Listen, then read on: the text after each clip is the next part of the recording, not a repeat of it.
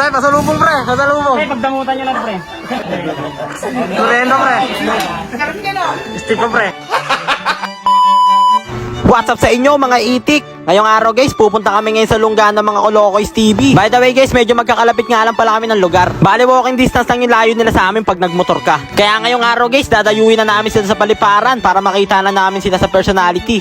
Pero syempre, nagpagas nga pala muna kami guys ng unleaded, kalahating full tank lang muna. Syempre, malapit lang naman eh. So yun na nga guys, nandito na kami ngayon sa paliparan, medyo malapit-lapit na kami. Pero syempre, nakakaya naman kung bibisita kami tapos wala kami pasalubong, di ba? Kaya bumili muna kami ng pasalubong namin na is tubig. Pero syempre, kapag meron panulak, dapat meron din pambara. Kaya bumili na rin kami guys ng stick. Oh, bali 3 piraso lang binili namin guys kasi baka sobra-sobra na sa kanila yun eh.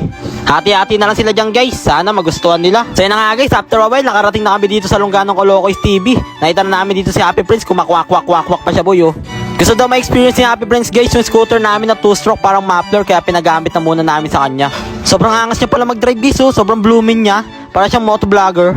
So yun na nga guys, sinatid na kami ngayon ni Happy Prince patungo sa lugar ng mga Kolokoys TV. Saktong-sakto daw yung punta namin guys kasi kompleto sila ngayon. Nagtitipon-tipon sila ngayon guys kasi gagawa na naman yan ng malulupit na content.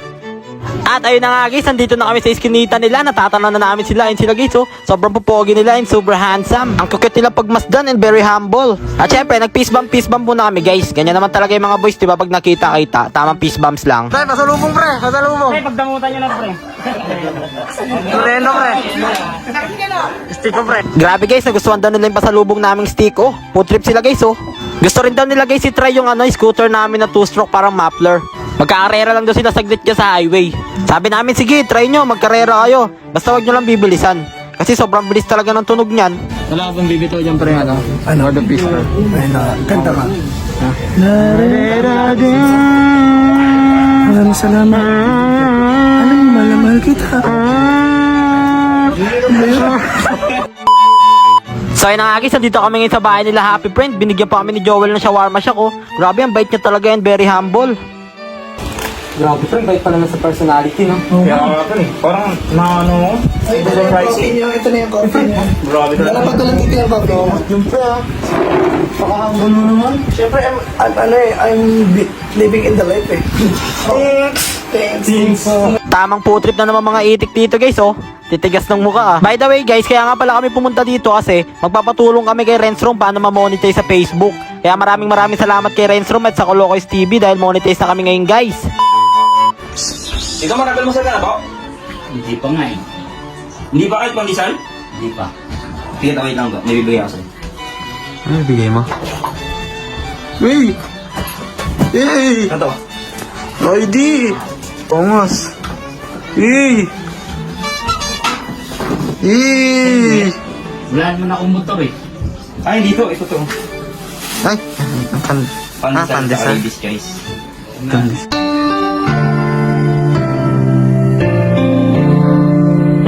Bigyan mo na rin yan. Bigyan na Bigyan mo rin. rin yan. Pwede na yan. Pwede na. O sige to. Sa'yo na lang to. Wala ka na yung pagkagamitan. Ay, di helmet yan to. Seryoso ka ba? Oo to. Ito yung pinakamagandang helmet sa ano ah. Kaya ka nga to, kanyari to. Salamat sa ID helmet, magagamit ko talaga to. Lala mo brider talaga ako eh. Rico. So.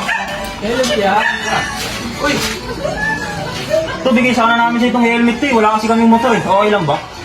Tama-tama. May motor ako, wala akong helmet. Uy, sakto tol. Ano tol? Ako ba to? Stop na lang tayo to. Hindi kaya logi ako dyan? Ay, hindi to. ID helmet yan to eh. Good quality yan to. Made in Thailand. Pakita mo. Goods na goods yan, tignan mo. Mayroong pang para hindi magasgasan. Hindi helmet na. Very cute.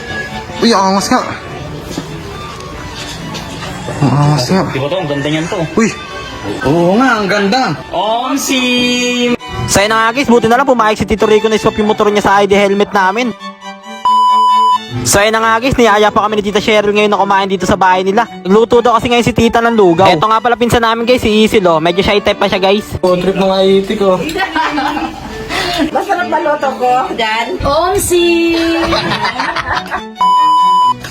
Gaberto, bigyan ka sana namin helmet. Okay naman sa'yo? Ayaw ko. Bakit naman? Sayang naman to. ID helmet to. Pakita mo. Ganito. Labas mo rin. Labas mo nga ron. Baka magbago pa isip eh, pag nilabas mo. Ay, maganda yung kuyo. Ay, the helmet. Ayoko nga. Sino nga, tanggapin mo na, minsan lang to. Sige, tatanggapin ko yan. Tune up mo muna tong motor ko. Tune up? Tune up daw eh. Ano?